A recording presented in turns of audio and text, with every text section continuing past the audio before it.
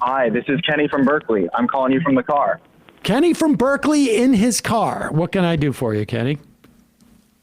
So I wanted to call about the last point you made during the interview. I only caught the tail end of it. But you planted your antitrust flag, right? Yep.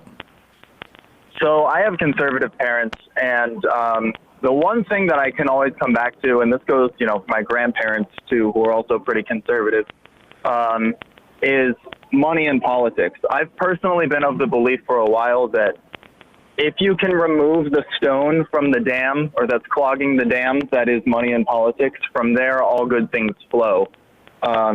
Maybe that's a bit naive of me, but I think, back in the 80s we saw Reagan called it special interest groups, then eventually we started calling it lobbying, and now I think most people are just calling it straight up corruption. But that's one thing that, left, right, center, I think everyone in America is looking around and saying, screw all of this money. So why not start there?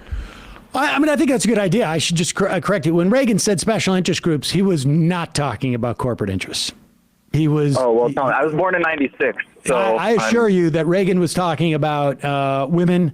He was talking about black people. He was talking about immigrants. He was talking about gay people.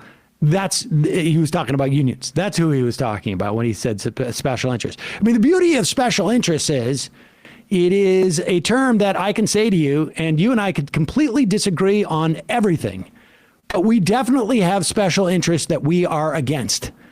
It's just that your special interest may be different than mine. I think getting money out of politics is very important. But the way you do that, it seems to me, is diminish the amount of money, people who have so much money that they're having to contemplate like flying to Mars because they have so much they don't know what to do with it.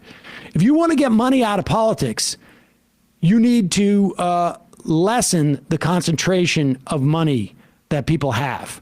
And I'm not talking about your parents, I don't think. I'm talking about people who, to spend, like Peter Thiel, for instance, for him to drop. Yeah, you're not talking about anyone in my family, I promise. No, but for him to drop, whatever, $20 million, in a cycle is the equivalent of me probably doing like $2,000. Maybe it's even more dramatic, the difference.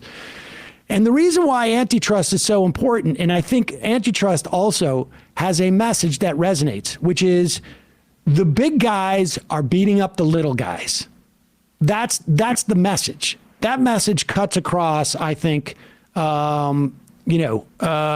political ideologies for the most part. But do you think that the concentration of wealth that we have is by virtue or an effect of policy? Like, which is the cart and which is the horse here?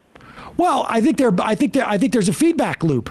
But I can tell you that the reason why there's so much money in politics is because we went from a plutonomy to a plutocracy. We went to a place where money was concentrated at the top, and then they started to use that money to shape our politics.